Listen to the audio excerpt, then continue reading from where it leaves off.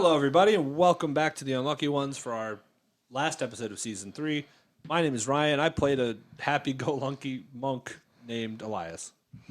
My name is Matthew. I played Pugs Ponzi for a majority of Season 3, the College of Eloquence bard who successfully avenged his wife and then brought her back from the dead. Hi, my name is Peter. I played Gnarl Grinsley, a stay-at-home dad who was not afraid of adventure. Hello, my name is Michael, and I was your DM, and I played Sarceles, and the party did not know how to pronounce their name. So this is our wrap-up episode here. We just try to talk about some little tidbits, fun facts, trivia. Really just have a conversation about the season and get a little peek behind the curtain for everything going on. And I'm going to start us off with the question I ask every single time. What was the inspiration, if any, for this? Or like anything that you drew inspiration from? My inspiration comes from all my frustrations in life and the deep, dark, and foreboding thoughts that I always have. Fair. Specifically against Peter, because you just abused his character with It psychic was damage for most of the okay. season. No. It's my hate of goblins. You see, I despise goblins, so I had to take it out on Peter because he was playing a goblin. Oops. That mostly comes from a terrible show named Insert Show here. For real. I know what you're talking about. But for real, no. The irony and the joke of what I just said was, it was mostly based on my dislike of the whole COVID situation, and then that's why his name was SARS or Sarceles or the SARS. You made the joke at some point too, which was really funny. The SARS-12 virus. I thought it'd be fun to beat up SARS. So wait, what's the connection, I guess? Like, what was the frustration with people running through the woods? Like, No, it was with Burn the trees? manticores that live in the woods outside my house.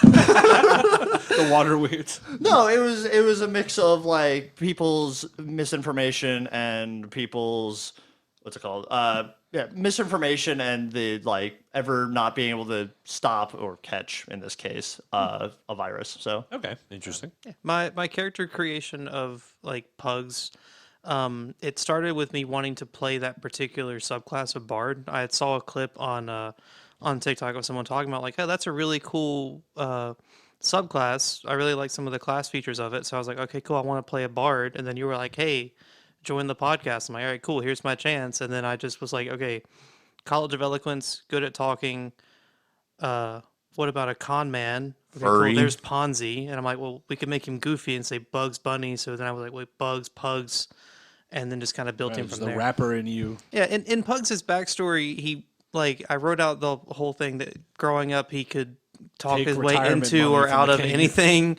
So did he have like a cool triangle like symbol on his chest? It was like whenever he talked to people, he was like, so this is my pyramid, and you could actually start at the bottom and work your way up. It's pretty easy. yeah, well, I didn't go that much in depth with the story. That's a good scheme. Damn it. Yeah, but then like the whole thing with his wife expecting, it's something going on kind of in like real life for me. So there's that whole thing. So I just kind of tied everything together and just said, I will say Pugs. the thing that I don't love about D&D is the drama really dies off with like dead family and like Yeah. tragic backstories because you're just like, well, she's back. Like, I don't know. Mine died twice. Revivify. yeah, no, like I think while I like the high fantasy setting that D&D is a lot of the time, I think it can really kill drama at times because like either then your DM has to make up something to like get out of it or I will say, in contrast to that, just a little bit, is that at least most of the spells have like a time limit. It's like, has this person been dead but like for it's like a century, which granted that's a high level spell, but Yeah. still. right? Well, but it's still a nice like because I could have just been like, so how old are you? Oh, sorry, she died when you were 12. Yeah, well, like with Pugs, like, my kind of headcanon was, on his journey to avenge, he found like the power within to make it happen, and so he came back much stronger. And So yeah, my inspiration was pretty obvious. It's that I like monks, and then typically the reason I made him the broken. way he is that typically I play very, how do I word it? serious. Yeah, well, so serious characters, and then also very like Logical. logical characters. Yeah, and Very like, I Ryan wanted to play different. I wanted to be the opposite of that, and so I was like, and actually the joke that I made originally because as mentioned, D&D is not my favorite setting. I was gonna make like basically just wants to fight everything guy, and that sounded kind of boring the more I went into it. And so I was like, what if I just made him like clueless, but like kind of good at stuff? And that's literally the whole definition of Elias in like 3 words. So you made a naive prodigy. Pretty much, yeah. It didn't really. My intention for him was not the prodigy half. That's how the dice shook out. My intention was that he was gonna go out and like get like a little bit fucked Wasted. up, and then have to like learn and grow and learn to be humble and like get the help from his friends. But he never really did that. So he just ended up being good all the way through. And now technically he's a master monk. It's like it was so- finally towards the end. You were like, okay, so Gnarl, go get us a room now. Pugs, you're good at talking to people, so go do that. Yeah. Well, Elias always was sure to delegate whatever he didn't want to do, and then so that he could do the thing that he wanted to do. That was his thing. Is his leadership boiled down to there's things we have to do, and I don't want to do some of them, so I'll make other people do them. So Yeah, that brings it to me. So Gnarl is actually a character that I created Not conceived. in our playtest before we started the podcast in a similar setting that Michael created. Originally, that was going to be a swashbuckler like pirate. In both of those setting worlds, there's not much sea exploration. yeah. Because Well, we're more mainland. But, at one point, we were going to do an Odyssey, and he would have fit like right into that. oh yeah, and definitely for that one. This But was an odyssey. It was a land odyssey. Yeah, but like we were going to do like a full Greek Odyssey at one point. It was a land odyssey. before we decided. we were going through a lot of ideas on this. I always wanted to.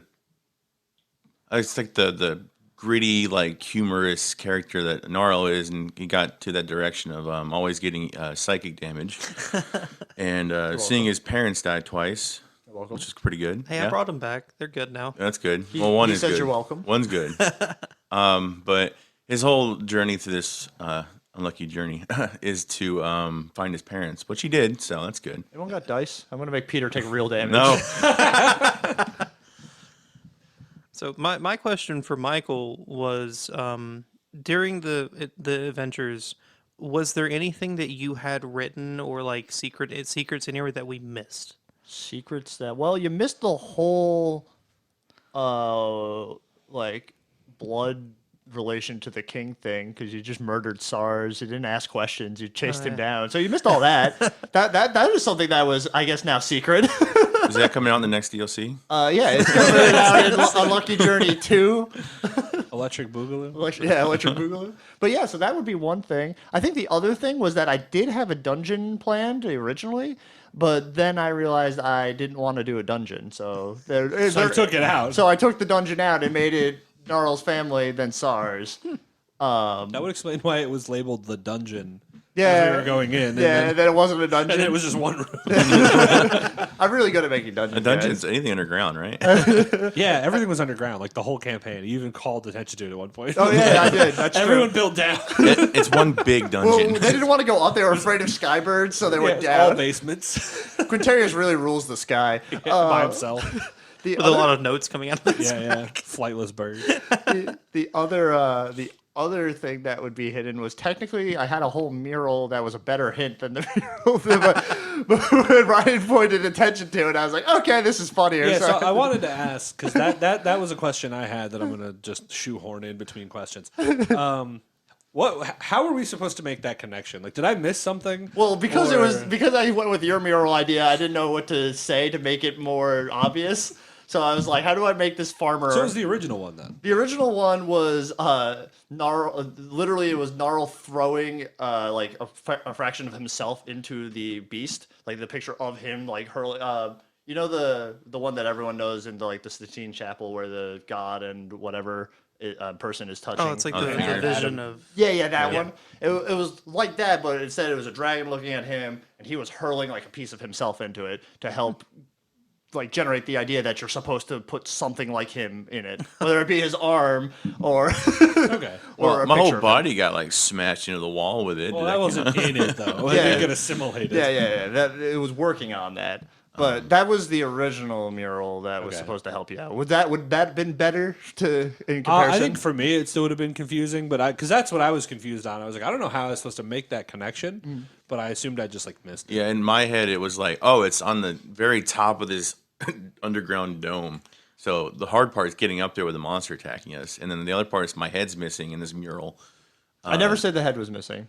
Well, it was Go kind of you re-listen said to it. I no, never it was said like head these- missing at there was all. like a barrier and like your face was kind of blurry. I think on the there. exact words I said were something along the lines of, so you see that mural that with the farmers, with your parents surrounded by a shield with tendrils, and then you were sitting between them. I think He I was never. sitting. He was sitting on a table off to the side because I was listening to it on the way Oh, over. okay, here. okay. So a table off to the side. I don't think I ever mentioned. Oh, well, that- okay, and well- you would know. So did I ever say anything about his head being missing? No, Okay, cool. I called it though when you walked in and you first described the Drake and it was like Gnarl's mom, Gnarl's dad, and like an empty head. I was like, hey Gnarl, that one's for you.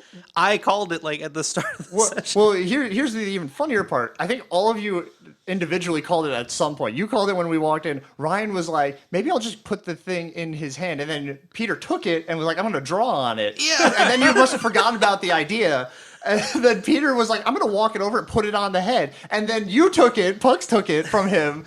You effectively defeated yourselves like 3 or 4 times. It was so really funny. I see a painting, and my idea was to draw my face or whatever on it because I Well, was no, going like, on I the think that was impression. a solid plan the first time, but then you started like bleeding on it and doing all kinds of stuff, and I was like, okay. Became arts and crafts Matt guy. looked at me and said, "Bleed on it," like the door, I don't the remember mimic door, or saying bleed whatever. on it. No, there was blood from the mist that Yeah, that was you gotten took. all over it, and then you took On that your own and blood were- from being beaten. Yeah, that just cough too. blood on it real fast. Yeah, that was one that had me stumped. So I was like, I wonder maybe the mural fucked it up. So, well, definitely the mural didn't help. I will say Mural, that. I will say that was partly my fault. for everyone who is viewing that can't guess based on what the description is. That mural is called American Gothic. Is it? Yes, and Oh, okay. so if you ever want to know what the fuck we're talking about, go look that up. Oh, okay. I never knew I that. tried my absolute hardest for about 3.5 hours today to get DALL-E 2 to generate an image of American Gothic with goblins Okay. to use as the background, but it would not figure it out. That's pretty funny. I used all 15 of my credits trying to type a fucking prompt to get this thing to spit out that image. That's really comical. It's not possible to create. Yeah, I know. And then I think the last thing that I had, going back to your question, Matt, was that the last thing that I had hidden that was actually fully made out was the last place you were supposed to actually go was the mountain city. And that was its own fun little city. That's where originally the dungeon was supposed to be. Okay. So that would be the last like big secret that I think I kept. Because because I wasn't present for the early episodes when you were describing like the setting, but it was like two different. It was like a country that's divided by a mountain range that like had come up. Yep. Not super recently, but sort of It recently. was like recent enough. Yeah. Yeah. In fantasy time, like 100 years is pretty recent. So, Yeah. but yeah, it was divided, and then sitting in the center of that mountain range is its own city. It's kind of like what I like to call the Watcher city, but it was the city of where the people who helped raise that mountain, whether it be mages or stoneworkers, probably not stoneworkers, but they all lived there, and they were the people that were basically delegating between the two sides of the nation. Originally, Stars was supposed to run straight up the coast up to there, but then he deviated.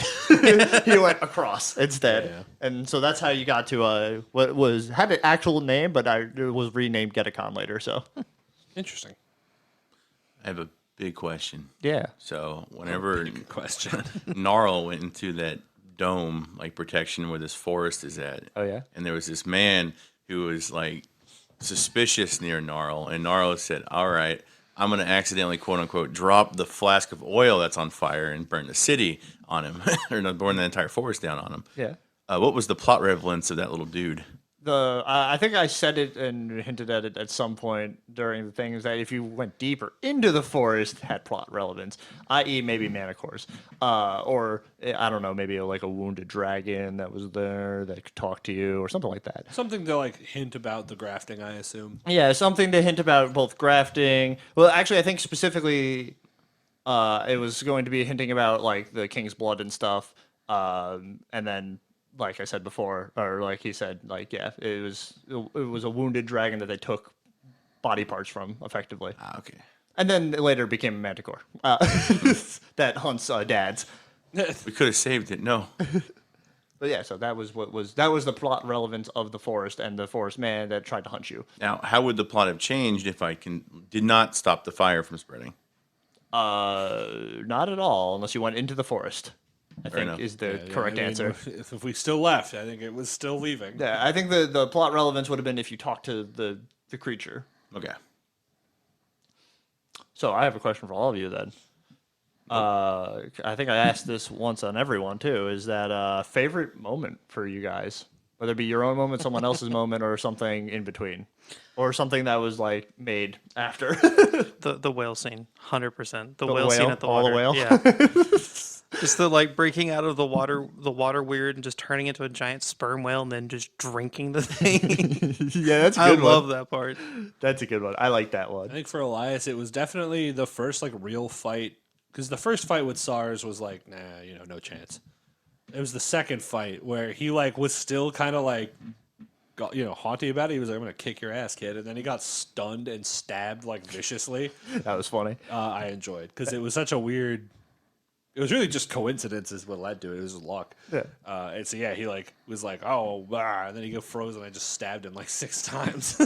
Nearly killing the man. And then I like basically tried to stab him in the legs on the way out and everything. I really was trying to get him. Yeah. And then you dropped a building.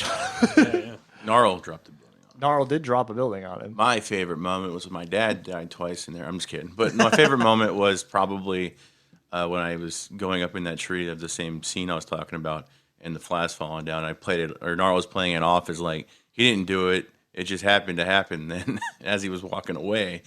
And then I think Ryan's character's dad was like, did you light the forest on fire? You're like, no, No. me. No, I didn't do it. I will say secondary favorite moment was Gnarl's dad failing 6 consecutive times in a row. That was funny. And just like, because What are the odds? it made it so funny very because it unlucky. added lore to him that was like not there before. Because he was like, I was a duelist back in my day, and then he just proceeded to fumble down the stairs That he really wasn't a duelist. repeatedly. And became the butt end of the joke. Yeah, well, and that's where like the whole design we gave him in therapy there Yeah. was based on the fact that he kept fumbling. Those are definitely like secondary moments for me. Was just like gnarl therapy. Therapy with air quotes. therapy. Because I think Pugs knew what was going on, but I think Elias was like genuinely. Yeah, Elias thought it was genuinely Yeah, helpful. and Pugs was like, I'm just screwing with this man. It worked out in Pugs'. Do you have a secondary favorite, Gnarl? Secondary favorite in third person. It'd have to be when I dropped the manor or that mansion. Just dropping fire Yeah. on people was a highlight for Gnarl. whole Little did we building. know We should Gnarl have was made you like an a artillery pyromaniac. person. I think the best part Should've been was that artificer. I was trying to help with the water spout thing that was out there, and I was trying to take the tree down, and it completely did nothing. Yeah. Okay. So all ears are dropping shit. Yeah. and fire. and fire. I think my favorite, my two favorite moments. So my first favorite moment I could think of is when you initially meet Pugs and Elias and Gnarl are talking, and then I forget you said something about his dad, and then I think it was either the first or second time I made him take psychic damage for this. I think it was first because it was like right after, and then he died. He went unconscious, and you're like, there, I'm gonna go find us friends. Yeah, he had like a stroke and passed out. And I was like, see you later, buddy. And this goes back to another question because it would have been my favorite as another secret that I kept from all of you, and I was really hoping someone would do it. And I tried my hardest to like hint at you guys doing it. Changing names of animals. Oh yeah. I wanted one of you to change the names of the animals because I had a demon that was basically always ready. So like when you change, like let's say you change Plaster, Yeah. is your horse's name, and you change Plaster's name. It would have been instead of you just like normal, like it accepts its name. It would have been a demon hunted you, kind of like that card from the deck of many things. Yeah, it was like that. So that was the other thing I really wanted to happen. That would have been a great moment. Well, like I mean, I heard it in like episode like 3 or 4. When they got when he got Spack was like, "Hey, don't change the name or he's gonna die." I was like, "Okay, cool." They'll just their heads will explode. I didn't think a demon would let us down. I tried to, because you even said that to me. I tried to correct it because I technically the guy said he was going to kill it. So it was going to be like, if you change the name, I'm going to have to kill it because he didn't want the demon after him. Yeah. It was a real simple, There's like. a whole lot of lore in the background we missed. Yeah, there was I wrote a lot of lore that never got there. So Maybe we should have got more notes from. We Yeah, should maybe have that's- Quintarius should have just handed us an encyclopedia. third thing, Quintarius was supposed to be in that final city, but I forgot to put him Well, in. yeah, I assumed like there was some threads that kind of dropped because like the whole war didn't even matter. Like it Yeah. for the plot could have just not been. It could have not happened. Yeah, pretty much. The plot could have just been about terrorists, and that would have been the Perfectly same fine. exact plot. Yeah. And then I think my other one is definitely right after you dropped the flask in Getakon and blew up the building. And then you decided to pick up Gnarl as a hawk, not telling him Oh, anything. yeah. And Yep. then basically, I forget, it might have been Elias or it might have been Gnarl who was like, it's trying to kill me. Oh, that was me. I was playing off. And then as- you guys were on the run from a city because you blew up something and there was a government stray building. hawk. Yeah, a government building and there was a stray hawk chasing you down. I tried to frame him for that too. Yeah, you did. Oh no, the hawk killed everyone. Bird firebomb the building. Everyone's trying to blame pugs for everything. It was Peagle, thank you. Yeah. He was the one. is the group favorite moment the spackle scene? When you asked for an amazing Yeah. like miniature Yeah, horse mini and just pony named and it spackle Spackle. out of nowhere. Where did that come from? My head. There was no thought. There was no forethought at all. I looked at the I'm wall naming and I this said thing. spackle. I think I enjoyed it, not even just because of Spackle as the name. I think just the whole interaction. For me, what gets me is the line after, where you're like, Spackle, and he goes, all right, that'll be its name then. Now get out before anything else happens. And then you're like, why spackle? I said it was appropriate. And Mike goes, was it? I think, I agree. And the best part is, I think I had like 3 moments in in the entire season where my brain was like, all right, I'm done with this scene. Let's move on. So he said it again later at the hotel. He was like, is there 3 beds in here? You're like, yeah, I'll get out of the scene faster. Yeah, that sounds about right. Because there was the scene where like you were trying to dig was, like, out of digging the a hole. sandstone. Yeah. Like, you're like, need an I'm escape gonna strategy." dig out of this room. I'm like, what? Because there was no exit besides the front entrance. And I already got killed 7 times at the beginning every time I go to an inn. No, I'm nominating my group scene. It's still all Quintarius' scene. I don't know why that still is funny You to me. had so many notes. I had so many notes. I had like a brain lapse for a minute where I was like, oh, I didn't hand them a note yet, so I got to hand them the note. And then you were like, Kept 2 going. notes. I was like, all right, 3 notes it goes. I hate I wasn't here for that because I mean I got to enjoy it like when the episode released, but But you weren't there to actually. But I wasn't there. Like I wasn't a part of it. I said, I don't remember if it got cut. He didn't ever finish it, though. No. He just started with like a... And then we just. We don't know what he was going to say, but I did cut that, and I'm going to cut this. Okay. I he's going to censor with a whale noise. Yeah. He goes, my favorite part was... So just so you know, viewers, he actually said. So I'm going to ask the question I always ask. What would you do different if you could? Or if you were to rerun the season, what would you do differently? What would I do differently if I was going to rerun this season? Not. Bring in pugs from episode 1. Well, yeah, Pugs would have been here in episode 1. That Kill was just- Gnarl. That was just a timing problem. Yeah. Yeah, We skipped like 3 weeks of supers, which is where I needed you to like practice. I think I would have just said straight out, I was like, if we're doing another thing for me, we're doing it long, and that's what I would have changed. Because the longer that would have went, the better I think it would have been.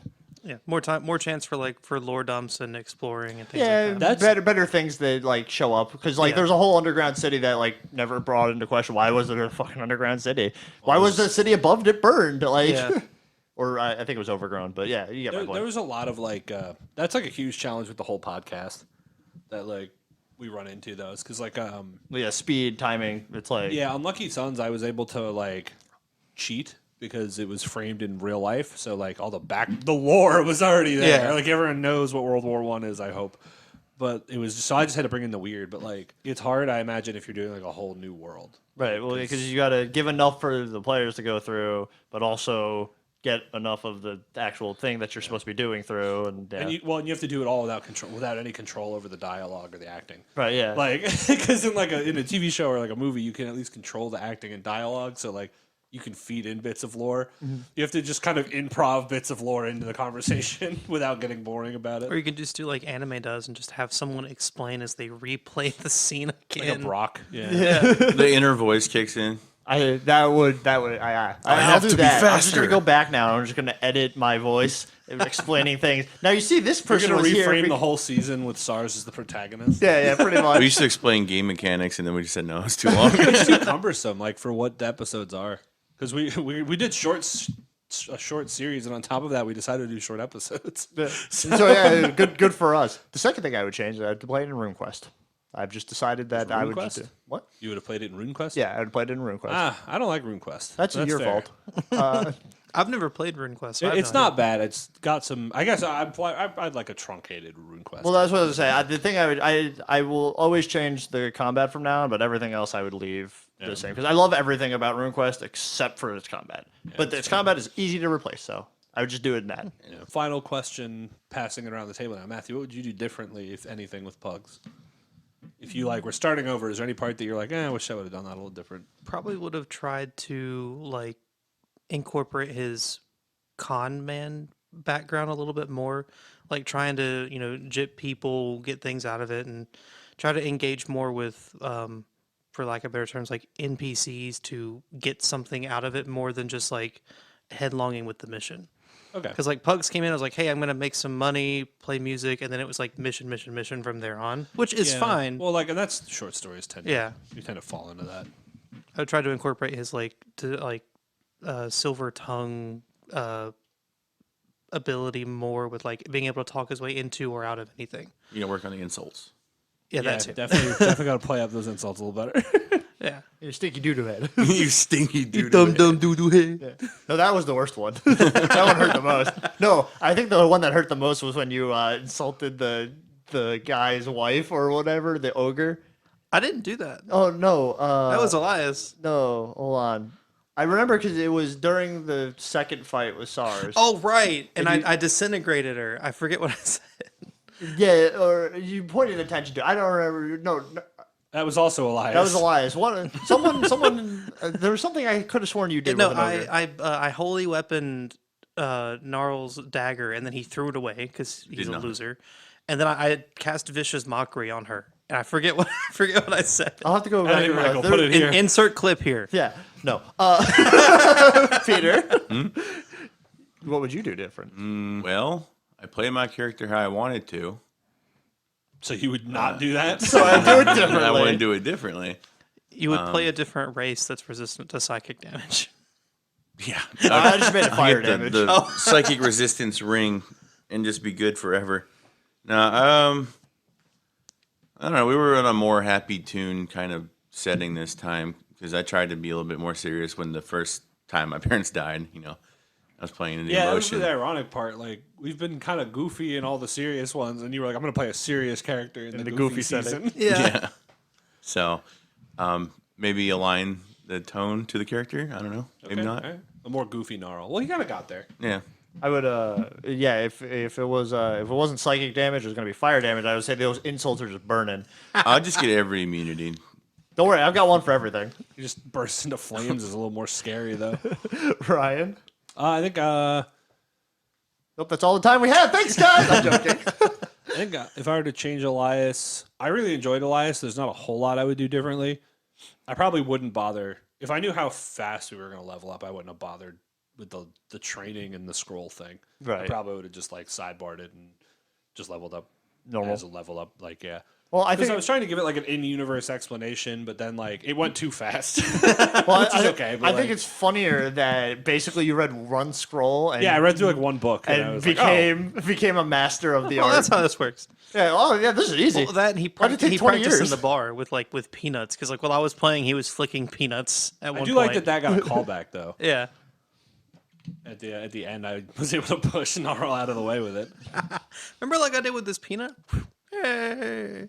Thanks for watching, everybody. If you enjoyed the season or this episode, leave us a like on YouTube, subscribe on YouTube, follow us on Spotify, 5 stars, Apple Podcasts, all that good stuff. And you can follow us on Twitter also and let us know what you thought. And as always, don't go looking for SARS in the woods.